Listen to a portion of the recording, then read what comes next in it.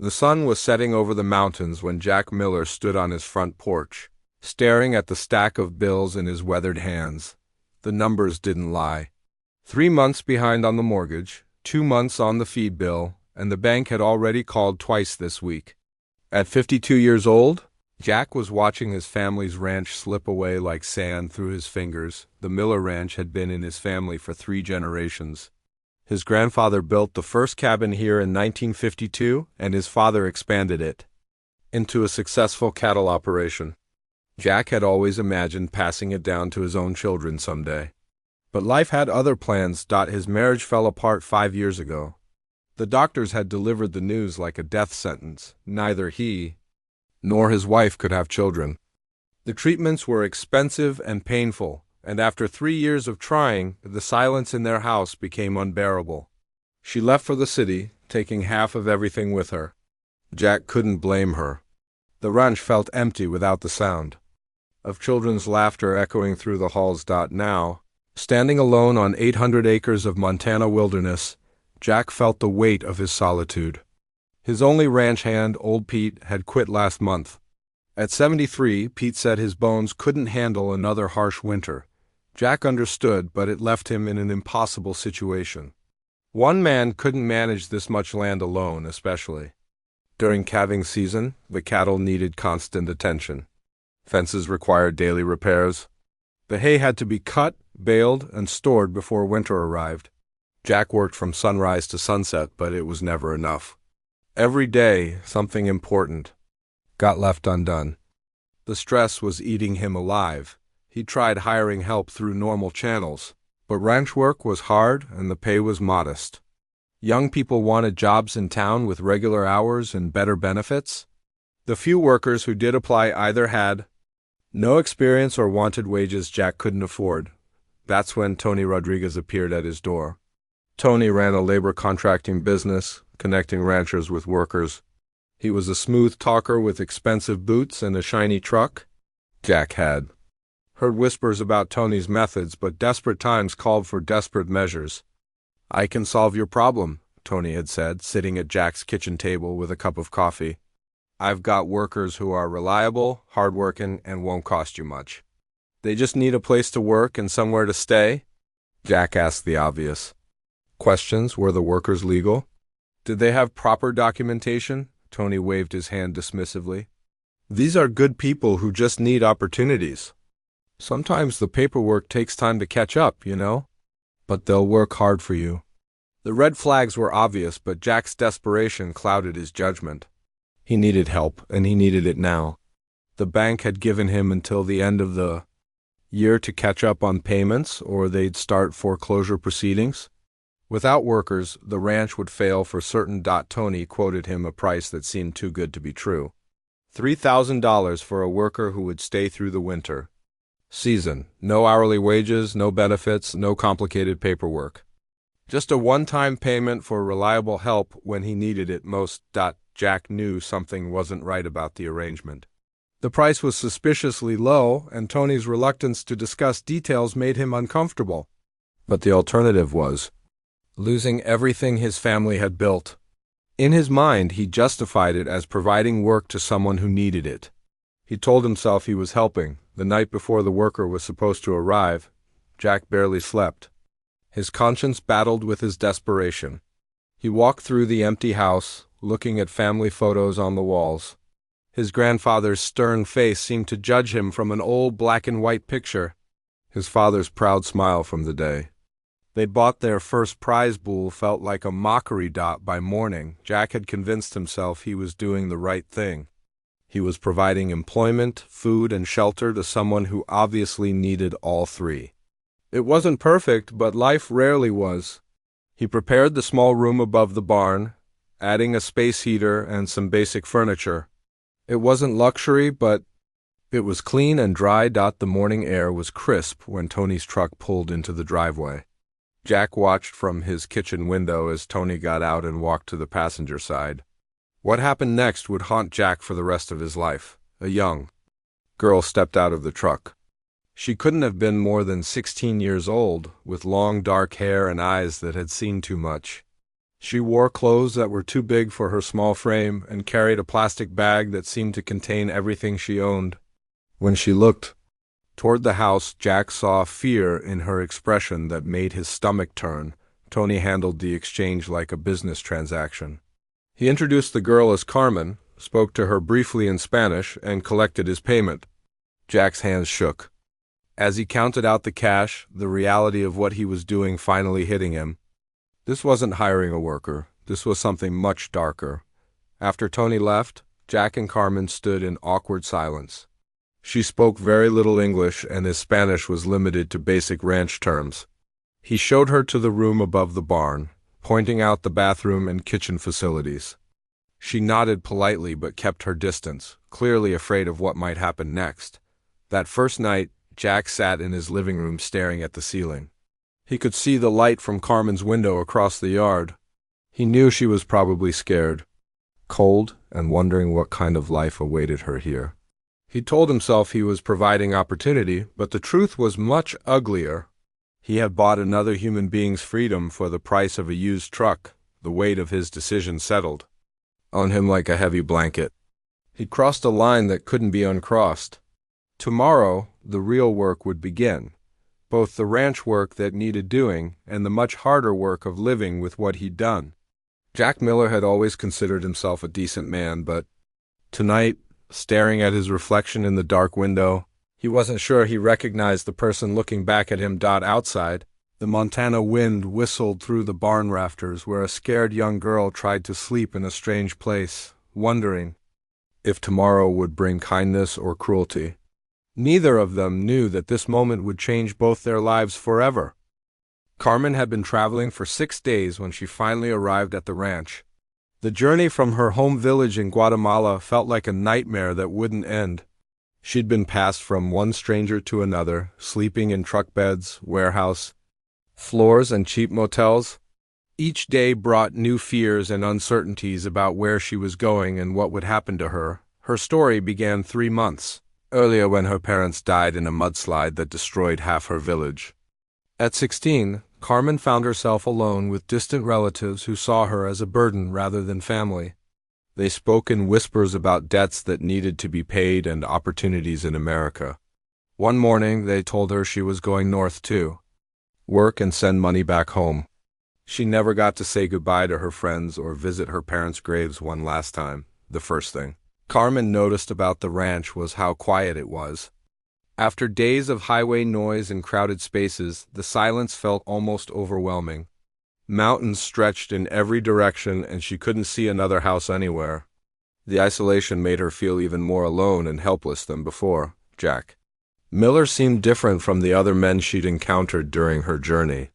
He was older, with gray hair and tired eyes that avoided looking directly at her. When he showed her to the small room above the barn, he seemed uncomfortable, like he wasn't sure what to say or do. Carmen appreciated that he didn't try to touch her or make inappropriate comments, but his awkwardness made her wonder what he expected from her. The room was basic but clean. It had a narrow bed, a small table, and a space heater that rattled when it ran. There was a tiny bathroom with a shower that gave lukewarm water at best. Through the single window, Carmen could see the main house where Jack lived alone. She wondered if he had a family and where they might be. That first morning, Jack knocked on her door before sunrise. He handed her work clothes, jeans, boots, and a heavy jacket that were all too big for her small frame. Using a mixture of broken Spanish and hand gestures, he explained that she needed to help feed the cattle. Carmen had grown up in a farming village, so she understood animals and hard work. But everything here was different and much larger than what she knew. The cattle were huge compared to the small animals her family had raised. Jack showed her how to load hay onto the back of his old pickup truck and drive slowly through the pastures while she threw bales to the waiting cows. The work was physically demanding, and Carmen's arms ached after the first day. But she was grateful for something. To do that kept her busy and away from worrying about her situation. Jack rarely spoke to her during those first weeks. He would point to tasks that needed doing, cleaning the barn, fixing fence posts, or organizing tools in the shed. Carmen worked hard, hoping that good behavior might earn her better treatment or maybe even a chance to contact her remaining family back home. She had no phone, no way to communicate with the outside world, and no idea if anyone even knew where she was. The language barrier made everything harder. Carmen had learned some English in school, but Jack's Montana accent and ranch terminology were confusing. She spent her evenings trying to piece together conversations from earlier in the day, figuring out what he'd been trying to tell her. Sometimes she found old magazines in the barn and practiced reading the simple articles about farming and livestock. Food was scarce and basic. Jack would leave sandwiches and canned soup outside her door, but the portions were small and she was always hungry. She lost weight quickly, and her clothes became even more loose-fitting than before. Carmen started rationing her food, eating slowly to make it last longer and trying to ignore the constant gnawing in her stomach. The worst part wasn't the physical hardship. It was the uncertainty. Carmen didn't know if this was temporary or permanent. She didn't know if she was in trouble with the law or if Jack might turn violent like some of the other men she'd encountered. Every night, she wondered if tomorrow would bring new dangers or if this isolated ranch was where she would spend the rest of her life. Jack seemed to struggle with the arrangement too. Sometimes Carmen caught him watching her work with an expression she couldn't read. It might have been guilt or maybe just curiosity about how much work she could handle. He never tried to hurt her, but he also never showed any kindness or personal interest in her well-being. The days blended together in a routine of early mornings, hard work, and lonely evenings. Carmen fed cattle, repaired equipment, cleaned animal stalls, and did whatever other tasks Jack assigned. She learned to operate machinery she'd never seen before and figured out how to handle livestock that was 10 times the size of animals from her village. As autumn turned toward winter, the work became harder and more dangerous. The weather grew cold, and Carmen's inadequate clothing left her constantly shivering. Ice made the footing treacherous when she had to carry heavy buckets or climb on equipment. Several times she nearly fell, and once she cut her hand badly on a piece of sharp metal. Jack gave her bandages but showed no concern about whether she was injured or needed medical attention. The isolation was perhaps the hardest part to bear. Carmen had grown up surrounded by extended family, neighbors, and friends. Here, she might go days without hearing another human voice except for Jack's brief work instructions. She talked to the cattle sometimes, just to hear the sound of conversation. Even if they couldn't understand her. At night, lying in her narrow bed listening to the wind howl across the empty plains, Carmen wondered if anyone was looking for her. Did her relatives back home even remember her name? Would anyone notice if she simply disappeared from this remote place? The questions haunted her dreams and made sleep difficult. Despite everything, Carmen refused to give up hope. She was young and strong, and she'd survived worse situations during her journey north. Every day she worked, she learned something. Knew about the ranch, about Jack, and about how things operated here. Knowledge was power, and she was determined to find a way to improve her situation, even if she didn't yet know how. Winter was coming fast to the Montana mountains, and Carmen could feel the changes in the air. She knew that whatever was going to happen next in her life, it would probably happen soon. The question was whether she would be strong enough and smart enough to survive whatever came next. The blizzard hit on a Tuesday morning in early December. Carmen woke to the sound of wind howling like angry spirits around the barn. Snow was falling so hard she couldn't see the main house through her small window. The temperature had dropped 20 degrees overnight, and her space heater was struggling to keep the small room warm. Jack appeared at her door earlier than usual, his face grim with worry. Through gestures and broken words, he explained that they needed to get the cattle to shelter before the storm got worse. Carmen had never experienced a blizzard like this. The wind was so strong it nearly knocked her down when she stepped outside, and the snow stung her face like tiny needles. Working in the storm was dangerous and exhausting. Carmen and Jack struggled to guide the frightened cattle toward the shelter of the main barn. The animals were panicked by the wind and snow, making them difficult to control. Several times, Carmen lost sight of Jack completely in the whiteout conditions. She had to rely on the sound of his voice and her own instincts to keep moving in the right direction. By afternoon, they'd managed to get most of the herd to safety, but Carmen was showing signs of serious trouble. Her lips had turned blue, and her hands were so numb she could barely grip anything. The oversized clothes that had seemed adequate before were now soaked through with snow and provided almost no protection against the brutal cold. Jack noticed her condition when she stumbled while carrying a bucket of feed. Her movements had become slow and clumsy, and she was shivering so violently she could barely stand. When she tried to answer his question about her well-being, her words came out slurred and confused. Jack realized with alarm that Carmen was suffering from hypothermia for the first time since she'd arrived. Jack felt genuine concern for Carmen as a person rather than just a worker.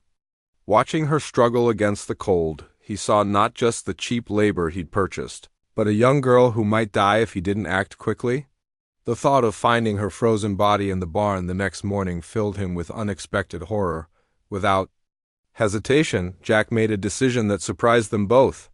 He scooped Carmen up in his arms and carried her through the storm to the main house.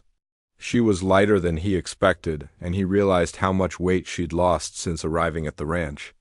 Her body felt fragile and cold against his chest as he struggled through the deep snow to his front door. Inside the house, Jack immediately started trying to warm Carmen up safely. He'd learned about hypothermia from years of ranch work in harsh weather. He wrapped her in dry blankets, gave her warm liquids to drink, and kept the room temperature comfortable but not too hot.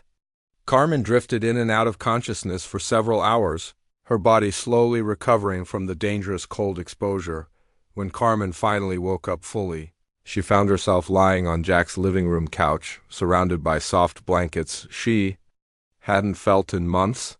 The house was warm and comfortable, with a crackling fireplace and the smell of coffee brewing in the kitchen.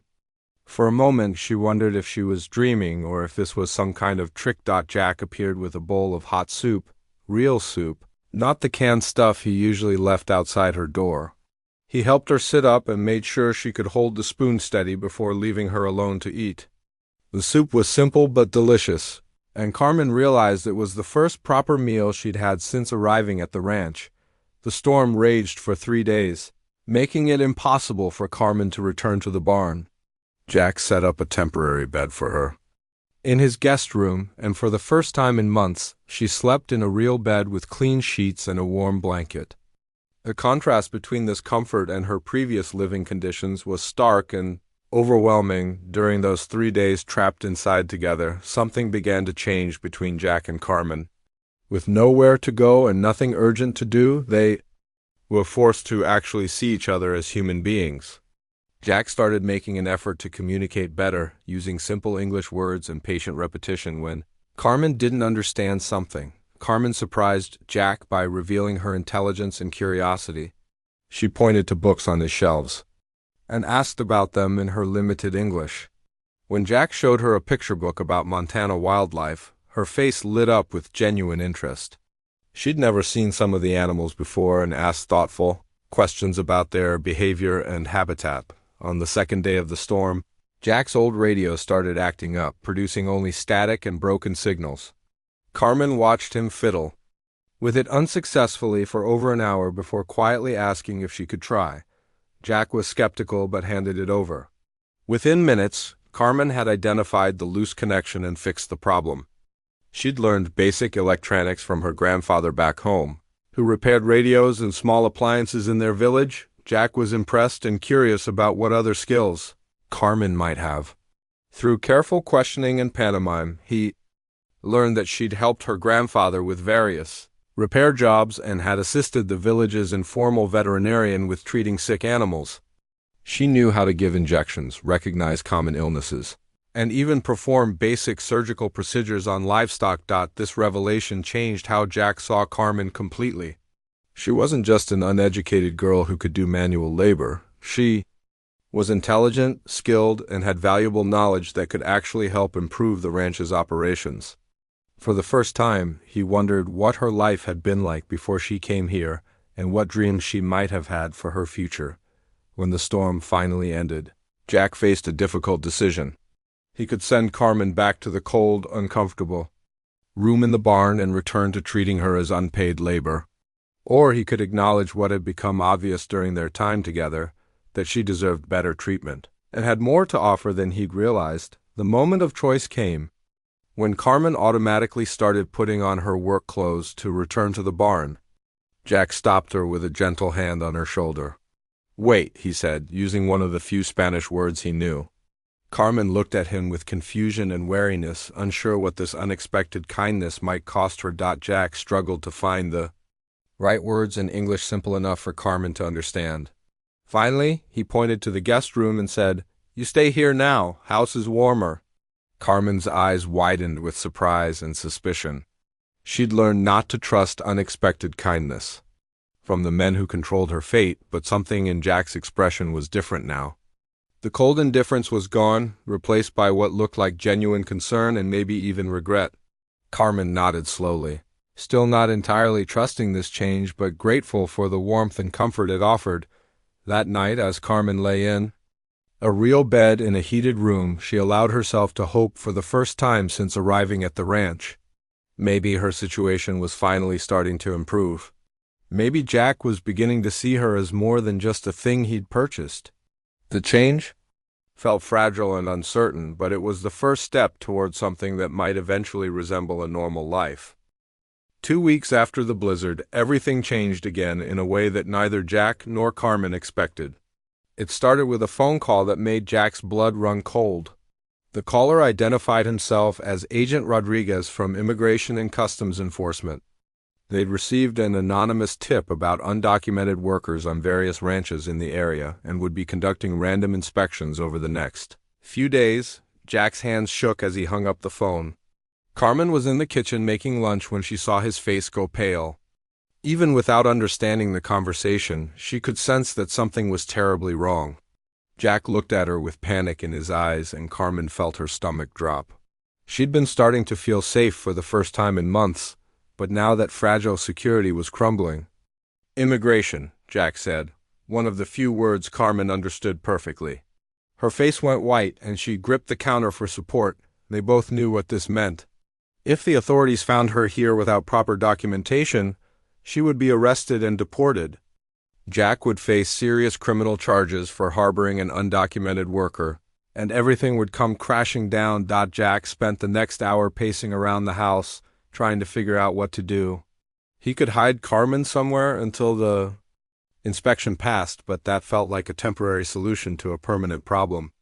Or he could try to pass her off as a legitimate worker, but she had no identification or work permits that would satisfy government agents. As Jack wrestled with these impossible choices, a commotion outside demanded his immediate attention. One of his pregnant cows was in distress, lying on her side in the pasture and making sounds of pain. Jack grabbed his coat and headed outside, with Carmen following close behind. When they reached the cow, it was clear she was having complications giving birth to her calf. Jack had dealt with difficult births before, but this one looked particularly challenging. The calf was positioned wrong, and the mother was exhausted from hours of unsuccessful labor. If they didn't act quickly, both animals might die. Jack prepared to call the veterinarian, but the nearest one was over an hour away, and he wasn't sure they had that much time. Carmen knelt down beside the struggling cow and began examining the situation carefully. She spoke softly to the animal in Spanish, her voice calm and soothing. Then she looked up at Jack and said, "I help." "I know," before Jack could respond. Carmen was rolling up her sleeves and positioning herself to assist with the birth. What happened next amazed Jack completely. Carmen worked with confidence and skill that he'd never seen in someone so young. She seemed to understand exactly what needed to be done, gently repositioning the calf inside the mother and guiding the birth process with practiced hands. Her movements were careful but decisive, and she communicated with the distressed cow in a way that actually seemed to calm the animal. Within 30 minutes, Carmen had successfully delivered a healthy calf. The mother cow was tired but alert, and the newborn was breathing strongly and trying to stand. Jack watched in stunned silence as Carmen cleaned the calf and made sure it was nursing properly. Her expertise was obvious and impressive, far beyond anything he would have expected from someone her age. "How do you know this?" Jack asked, genuinely amazed by what he'd witnessed. Carmen smiled, the first real smile he'd seen from her since she arrived. In her improving English, she explained that her grandfather had been the closest thing their village had to a veterinarian. From the time she was small, Carmen had assisted him with treating sick animals and helping with difficult births. Jack realized he'd been completely wrong about Carmen from the beginning. She wasn't just an uneducated girl who could do manual labor. She was intelligent, skilled, and had knowledge that was actually valuable. More than that, she had a natural talent for working with animals that couldn't be taught. She was gifted in ways that Jack was only beginning to understand. That evening, as they sat in Jack's kitchen sharing a proper dinner, Carmen opened up about her life before coming to the ranch. She told him about her parents, who had died in a mudslide that destroyed their small farm. She described her grandfather, who had taught her about animal medicine and encouraged her dreams of someday becoming a real veterinarian. She talked about school in her village where she'd been one of the top students before everything fell apart. Jack listened with growing shame and regret. Carmen had dreams, talents, and intelligence that deserved nurturing and support. Instead, he'd treated her like property and wasted months of her life on menial labor that barely used any of her abilities. He'd been so focused on his own problems that he'd failed to see the person right in front of him. The immigration scare had forced Jack to confront an uncomfortable truth. He couldn't keep pretending that his arrangement with Carmen was just business or that he was helping her by providing work. What he'd done was wrong, and continuing down the same path would only make it worse. Carmen deserved better than this isolated existence without freedom, education, or hope for the future. Over the next few days, Jack began treating Carmen differently. He started teaching her about ranch management, showing her the business side of the operation rather than just the manual labor. Carmen absorbed everything quickly, asking intelligent questions about cattle breeding, financial planning, and land management. Her curiosity and quick learning impressed Jack more each day. Carmen also began sharing more about her dreams and goals. She wanted to finish her education and eventually become a veterinarian like her grandfather. She talked about maybe opening a clinic someday where she could help animals and teach others what she'd learned. Her eyes lit up when she discussed these possibilities, and Jack could see the passionate, ambitious young woman she was meant to be. Jack found himself genuinely caring about Carmen's future for the first time. He wanted to see her succeed and fulfill her potential, but he knew that couldn't happen while she remained trapped in this illegal situation. She needed legal status, proper education, and real opportunities. Jack had the power to help make that happen, but it would require admitting his mistakes and taking significant risks. The immigration inspection never came. It turned out to be a false alarm, or perhaps the tip wasn't credible. But the scare had accomplished something important. It forced both Jack and Carmen to imagine what would happen if their current situation continued indefinitely. For Jack, the thought of Carmen wasting her talents and dreams on his failing ranch was unbearable. For Carmen, the possibility of spending years in hiding, unable to build a real life, was equally frightening. That night, Jack made a decision that would change both their lives forever. He was going to find a way to help Carmen become legal and free, even if it meant admitting his own crimes and facing the consequences.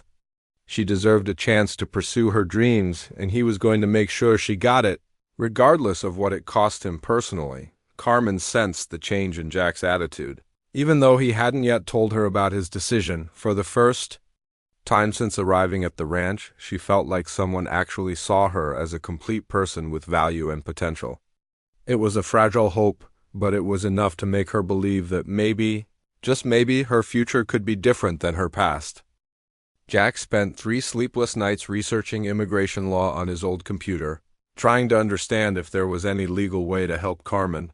The internet connection was slow and the legal language was confusing, but he was determined to find answers. What he discovered was both encouraging and terrifying. There were programs to help victims of human trafficking, but the process was complicated and dangerous. The first step was finding a lawyer who specialized in immigration cases and had experience with trafficking victims. Jack made dozens of phone calls, explaining his situation carefully and asking for help. Most lawyers either hung up immediately or quoted fees he couldn't afford. Finally, he found Linda Shun, a legal aid attorney who worked with nonprofit organizations. To help trafficking survivors, Linda's first question during their phone conversation was direct and uncomfortable. "Are you calling because you want to help this girl or because you're afraid of getting caught?" Jack was silent for a long moment, forced to confront his own motivations honestly. "Both," he admitted finally. "But mostly because she deserves better than what I've given her." Linda agreed to meet with them, but she warned Jack that the process would be difficult and risky for everyone involved.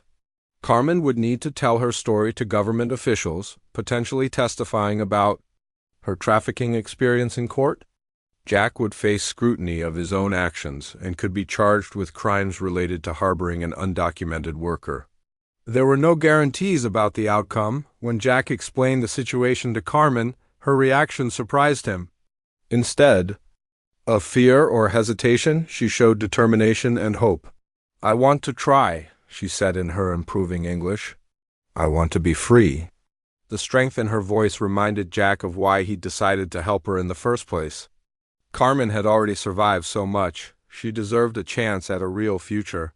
The meeting with Linda took place in her small office in the nearest city, 2 hours from the ranch. Carmen was nervous about leaving the property for the first time since arriving, but she was also excited to see other people and places again. During the drive, she pressed her face to the window, watching the landscape change and asking Jack questions about everything they passed. Linda was a small, intense woman in her 40s who immediately put Carmen at ease by speaking to her in fluent Spanish. For over an hour, Carmen told her story, the death of her parents, being sold by relatives, the dangerous journey north, and her experiences at the ranch. Linda took careful notes and asked detailed questions about dates, locations, and the people involved. The legal options weren't simple, but they existed. Carmen could apply for a T visa, which was specifically designed for victims of human trafficking. If approved, it would give her legal status in the United States and eventually a path to permanent residency. The challenge was proving her case and navigating the complex application process. Linda explained that Jack's cooperation would be crucial for Carmen's case, but it would also put him at legal risk. He would need to provide detailed information about how he'd acquired Carmen's services and admit to violations of federal law. "I'm not going to lie to you," Linda told him. "You could face serious charges. Are you prepared for that possibility?" Jack looked at Carmen, who was listening intently even though some of the legal terminology was beyond her English skills. She trusted him with her story and her hope for freedom. How could he do any less? "Yes," he said firmly. "Whatever happens to me, Carmen deserves a chance at a real life." Over the following weeks, Linda helped them gather the evidence and documentation needed for Carmen's application. Jack provided financial records showing his payments to Tony Rodriguez, the labor contractor. Carmen worked with a counselor to document the psychological impact of her trafficking experience. They collected medical records showing her poor health. When she first arrived at the ranch, the process was emotionally difficult for Carmen. Reliving her trauma and describing her experiences in detail brought back painful memories she'd tried to suppress. Some nights she couldn't sleep, haunted by images of the dangerous journey and the fear she'd felt during her first months at the ranch. Jack did his best to support her, but he felt helpless watching her struggle with the psychological effects of what had happened to her during this time. Jack also made changes to how the ranch operated. He enrolled Carmen in online high school courses so she could complete her education. He taught her about business management, bookkeeping, and financial planning. Carmen was a quick learner who absorbed everything eagerly, often staying up late reading textbooks and completing assignments. Jack was amazed by Carmen's intellectual curiosity and academic ability. Despite having missed months of formal education, she quickly caught up with her grade level and even excelled in subjects like biology and mathematics. Her dream of becoming a veterinarian seemed not just possible but likely, given her natural intelligence and passion for the subject. The ranch began to feel different too. What had started as a place of exploitation was slowly becoming something more like a partnership. Carmen contributed ideas about improving the operation, and Jack listened to her suggestions seriously. She had insights about animal behavior and health that came from her traditional knowledge combined with her formal studies. Linda warned them that the legal process could take a year or more, and there were no guarantees about the outcome. Immigration cases were unpredictable, and trafficking victims sometimes faced skeptical officials who questioned their stories. Carmen would need to be prepared for multiple interviews, possible court appearances, and the constant uncertainty of not knowing whether she would be allowed to stay in the country. Despite the challenges, both Jack and Carmen felt hopeful. For the first time in months, they were taking action to fix a terrible situation, and Carmen was getting opportunities to learn and grow that she'd never had before. The relationship between them had evolved from exploitation to something resembling a genuine father-daughter bond, built on mutual respect and shared goals. Jack found himself genuinely caring about Carmen's success and happiness. He wanted to see her graduate from high school, attend college, and achieve her dream of becoming a veterinarian. Her presence had given his life new purpose and meaning. The empty ranch house that had felt like a tomb for years was now filled with the sound of Carmen's laughter, her questions about homework, and her excited discussions about her future plans. Carmen, meanwhile, was discovering parts of herself that had been dormant during the traumatic months of her journey and early time at the ranch. She was naturally optimistic and ambitious, qualities that were re-emerging as she felt safer and more secure. She began to trust Jack's genuine commitment to helping her, and she started to believe that her dreams might actually be achievable. The legal process would be long and uncertain, but they were committed to seeing it through together. For the first time since this whole situation began, both Jack and Carmen could imagine a future where she was free, educated, and able to pursue her goals. It wouldn't be easy, but it was finally possible, and that possibility gave them both the strength to keep fighting for it. Everything started falling apart on a cold morning in February when Tony Rodriguez showed up unexpectedly at the ranch. Jack was in the barn with Carmen, teaching her how to calculate feed ratios for different types of cattle, when they heard a truck pulling into the driveway. Through the window, Jack recognized Tony's expensive pickup truck and felt his stomach drop. "Stay here and don't come out," Jack told Carmen urgently. "No matter what you hear, don't show yourself." Carmen's face went pale as she recognized the fear in Jack's voice.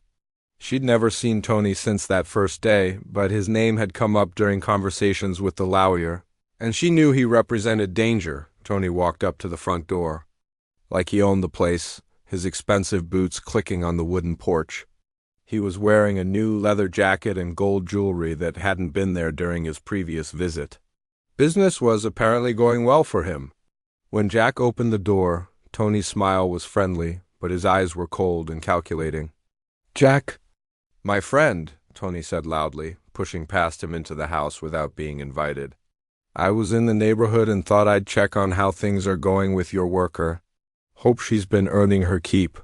The casual way he referred to Carmen made Jack's skin crawl, but he tried to keep his expression neutral. "Everything's fine," Jack said carefully. "Carmen is working out well."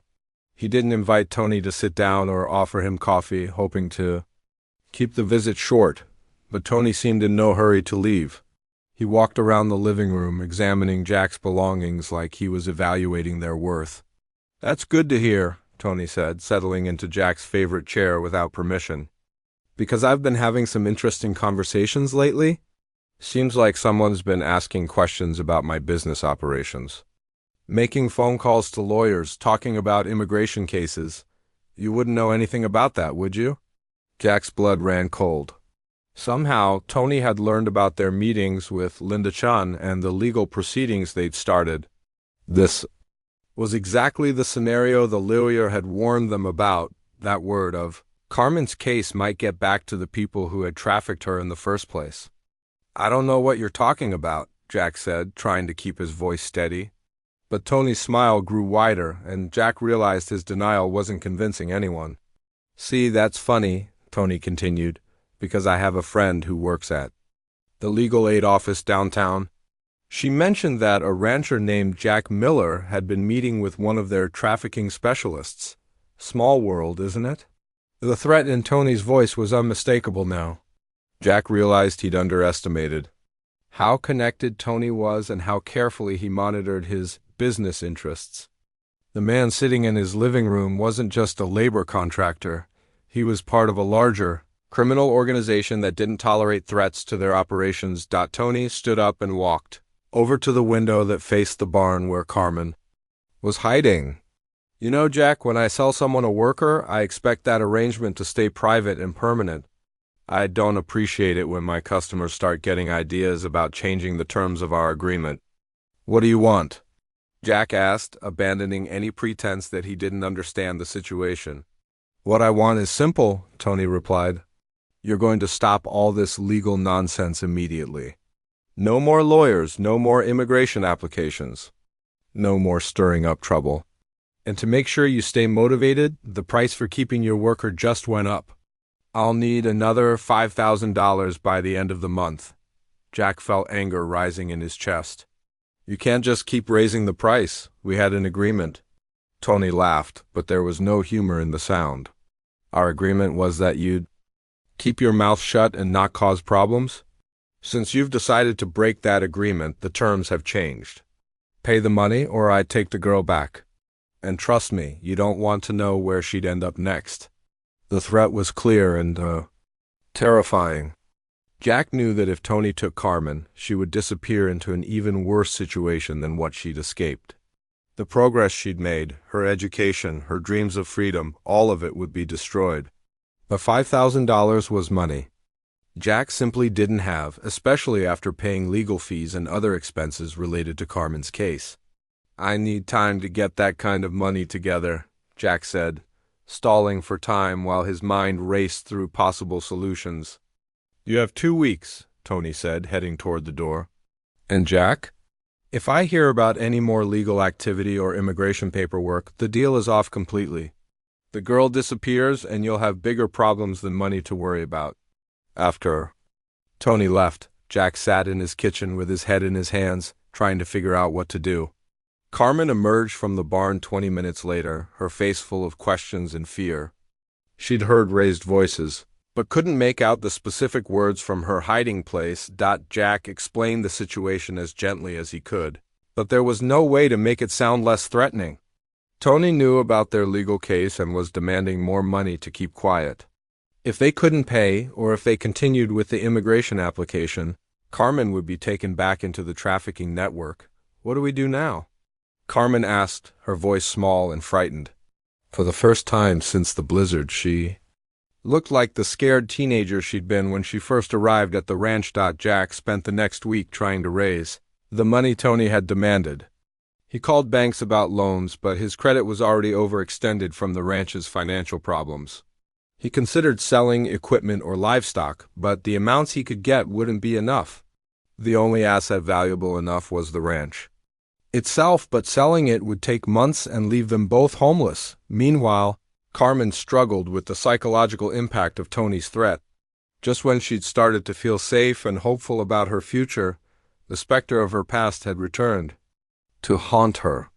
She had nightmares about being taken away from the ranch and forced back into the terrifying world of exploitation and abuse. The situation got more complicated when Jack's ex-wife Helen showed up unexpectedly. One afternoon, Jack hadn't spoken to her in over a year, and her sudden appearance at the ranch filled him with dread. Helen was a practical woman who didn't visit without a specific purpose, and Jack couldn't imagine any good reason for her to be there. I heard some interesting rumors about you in town, Helen said, standing in the doorway with her arms crossed. Something about you having an undocumented worker living here. People are talking, Jack. This isn't going to stay quiet much longer. Jack's heart sank as he realized that word about Carmen was spreading beyond Tony's criminal network. If local people were gossiping about the situation, it was only a matter of time before law enforcement got involved. The small community where they lived wasn't good at keeping secrets, especially ones this controversial. Helen pushed past Jack into the house, clearly intending to see for herself what was going on. Where is she? Helen demanded. I want to meet this girl who's got everyone so interested in your business. Carmen appeared in the kitchen doorway, drawn by the sound of unfamiliar voices. When she saw Helen, her face showed the wariness she'd developed around strangers, especially those who seemed angry or confrontational. Helen, meanwhile, stopped talking abruptly as she took in Carmen's appearance. Her youth, her obvious intelligence, and the fear in her eyes, the three of them stood in awkward silence for several minutes, each trying to figure out what to say next. Helen had clearly come expecting to find evidence of Jack's poor judgment or illegal activity. Instead, she found herself looking at a scared teenager who was obviously in a vulnerable situation. How old is she? Helen asked quietly, her anger replaced by concern. 16, Jack replied. Helen, this isn't what it looks like. I'm trying to help her get legal status and finish her education. She's incredibly smart and has dreams of becoming a veterinarian. Helen looked back and forth between Jack and Carmen, processing this information. She'd known Jack for 20 years, and despite their failed marriage, she understood his character. He was capable of making bad decisions, but he wasn't cruel or deliberately harmful. The way Carmen looked at him suggested trust rather than fear, which told Helen something important about their relationship. This is a disaster waiting to happen, Helen said finally.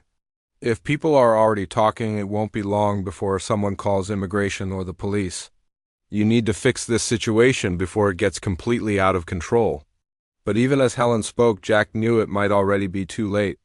With Tony threatening them, local gossip spreading, and money running out, their options were disappearing quickly. The plan to help Carmen gain legal status was falling apart, and Jack didn't know how to save it. All he knew was that he couldn't let Carmen be taken back into the nightmare she'd escaped. Whatever it took, he had to find a way to protect her and preserve her chance at freedom. The confrontation with Tony came to a head 3 days before his deadline. Carmen was studying for her high school equivalency exam when she noticed a familiar truck approaching the ranch. This time, Tony wasn't alone. He brought 2 other men who looked like they meant business. Carmen's hands started shaking as she recognized the type of men who had controlled her life during the worst months of her journey. "Jack," Carmen called out urgently. "Tony's here with others."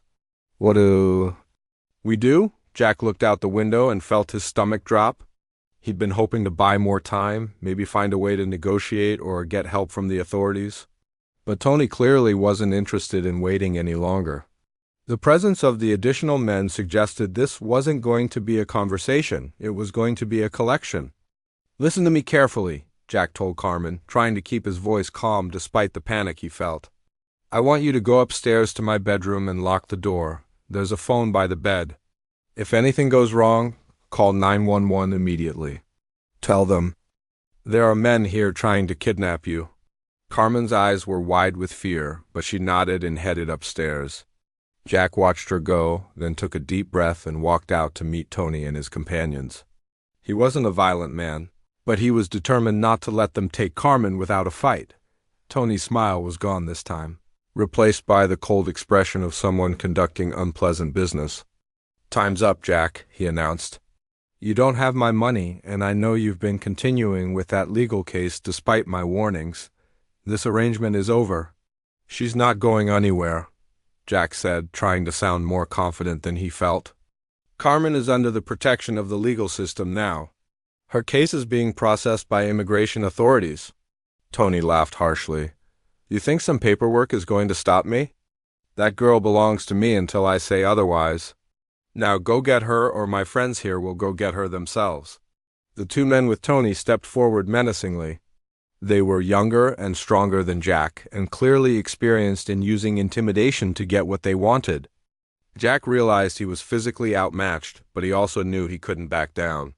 Carmen's freedom and possibly her life depended on what happened in the next few minutes. "The sheriff's department has been notified," Jack lied, hoping to buy time. "If anything happens to Carmen or me, they'll know exactly who to look for." Tony's expression darkened. "You're bluffing." "But even if you're not, we'll be long gone before any rural sheriff shows up. This has taken too long. Boys, go get the girl." The two men started walking toward the house, and Jack moved to block their path. "You'll have to go through me first," he said, his voice steadier than he'd expected. What happened next surprised everyone. Carmen appeared on the front porch, not cowering in fear but standing tall and defiant. She had Jack's phone in her hand and was speaking loudly into it.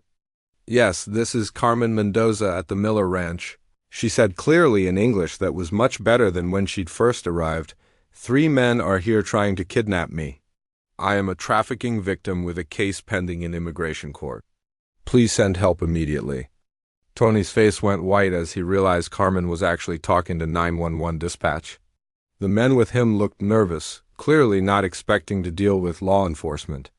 This was supposed to be a quick retrieval operation, not a confrontation with police. "Hang up that phone right now," Tony shouted, but Carmen continued giving the dispatcher details about their location and the threat. Jack felt a surge of pride watching her take control of the situation with courage and intelligence. "We need to go," one of Tony's men said urgently. "If the cops are coming, we can't be here." But Tony was furious and not thinking clearly. "She's mine," he screamed. "I paid good money for her, and I'm not leaving without her." Tony started toward the porch, but Carmen had anticipated this. She disappeared back into the house and immediately reappeared with something that made everyone freeze: Jack's hunting rifle. She obviously knew how to handle it, and her hands were steady as she pointed it in Tony's direction. "I am not going with you," Carmen said firmly. "I am not your property. I'm a free person with rights, and I will defend myself." Tony stopped in his tracks, clearly not expecting this level of resistance from a teenager he'd always seen as helpless. The other men were already backing toward their truck, obviously wanting to leave before the situation got worse. In the distance, they could hear sirens approaching. Carmen's call to 911 had been real, and law enforcement was responding. Tony realized he was out of time and options. He could try to take Carmen by force, but she was armed and determined to fight. The police would arrive within minutes, and getting caught in a kidnapping attempt would destroy his entire operation. "This isn't over," Tony snarled as he retreated toward his truck. "You think you've won, but there are other ways to handle problems like this. Watch your back, Jack, both of you." The 3 men drove away just as the first sheriff's patrol car pulled into the driveway. Deputy Martinez got out with his hand on his weapon, clearly prepared for a dangerous situation. Carmen carefully set down the rifle and raised her hands to show she wasn't a threat. "I'm Carmen Mendoza," she told the deputy. "I called because men were trying to kidnap me. I am a victim of human trafficking with a case pending in immigration court." Deputy Martinez looked confused by the complex situation he'd walked into, but he could see that Carmen was genuinely frightened and that Jack was trying to protect her. Over the next hour, more law enforcement arrived, including agents from Immigration and Customs Enforcement who had been contacted about Carmen's case. The questioning was intense and sometimes frightening. Carmen had to tell her story multiple times to different officials, reliving painful memories while trying to convince skeptical authorities that she was telling the truth. Some of the officers seemed suspicious of Jack's role in the situation, and for a while it looked like he might be arrested. Everything changed when Linda Chun, their lawyer, arrived with documentation about Carmen's trafficking case and Jack's cooperation with authorities. She'd been working behind the scenes to coordinate with law enforcement and had prepared for exactly this type of situation. The legal paperwork proved that Carmen was legitimately seeking protection as a trafficking victim and that Jack was helping rather than exploiting her. The media attention started almost immediately. Word of a dramatic confrontation involving human trafficking, armed standoffs, and immigration issues spread quickly through the small community and then to regional news outlets. Reporters showed up at the ranch asking questions and wanting interviews. The story became a sensation that attracted attention far beyond Montana. Some of the coverage was sympathetic, portraying Carmen as a brave survivor fighting for her freedom and Jack as a man seeking redemption by doing the right thing. But other stories were more critical, questioning Jack's original actions and suggesting that the entire situation was more complicated than it appeared. The local reaction was mixed and sometimes hostile. Some neighbors supported Jack and Carmen, bringing food and offering encouragement. but others were angry about the negative attention being brought to their community. A few people made threatening phone calls or left nasty messages, expressing opinions about immigration and trafficking that were ugly and frightening. Through it all, Carmen showed remarkable strength and maturity. She faced hostile questioning from immigration officials, intrusive attention from reporters, and community backlash with dignity and determination. Her English had improved dramatically, and she was able to articulate her experiences and goals clearly to anyone who would listen. The legal process accelerated after the confrontation with Tony. Carmen's case gained priority status, and additional evidence about the trafficking network was uncovered during the investigation. Tony and his associates were arrested on federal charges, which helped strengthen Carmen's application for protection, but the outcome was still uncertain. Immigration cases were unpredictable, and Carmen's future remained in the hands of officials, who would decide whether her story was credible and whether she deserved protection. All they could do was wait, hope, and continue fighting for the freedom and future that had always seemed just out of reach. The call came on a Tuesday morning in late spring, almost exactly 1 year after Carmen had first arrived at the ranch. Jack was fixing a broken gate when his phone rang, and Linda Shen's voice was barely contained excitement. "We got it," she said simply. "Carmen's visa has been approved. She's officially a legal resident with a path to citizenship." Jack sat down heavily on a fence post, feeling overwhelmed by relief and joy. The past year had been the most challenging of his life, but also the most meaningful. Watching Carmen grow from a frightened, traumatized girl into a confident young woman with big dreams had given his life purpose. He'd never imagined possible. Carmen was in the house studying for her final high school equivalency exam when Jack brought her the news. Her reaction was quiet at first, just tears streaming down her face as the reality sank in. Then she threw her arms around Jack in the first spontaneous hug she'd ever given him. "I'm really free?" she whispered. "Really? And truly free?" "Really and truly," Jack confirmed, his own voice thick with emotion. "You can go to college, pursue your dreams, build whatever life you want. No one can take that away from you now."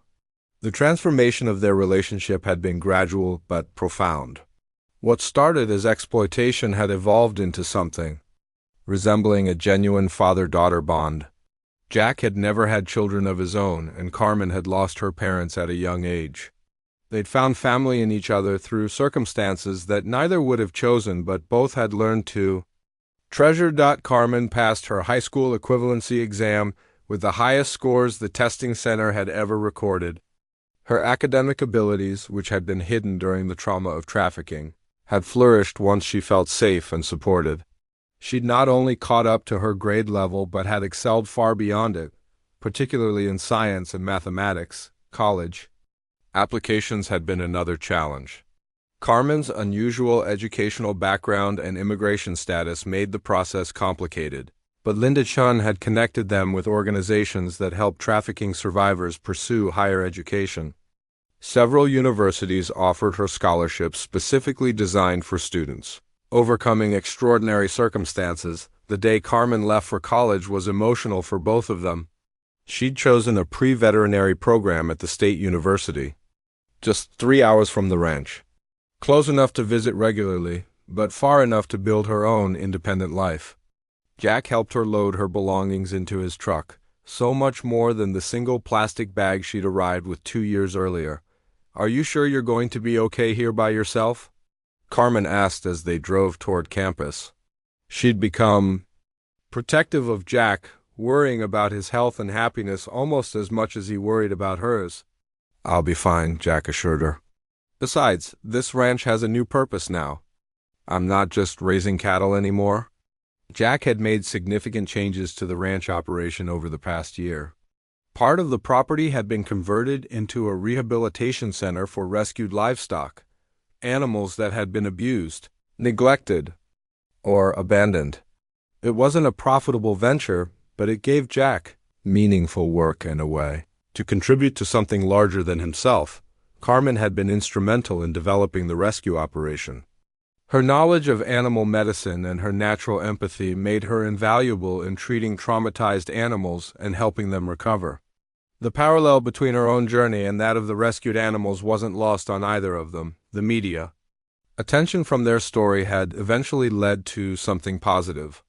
A documentary filmmaker had contacted them about telling Carmen's story as part of a larger project about human trafficking survivors.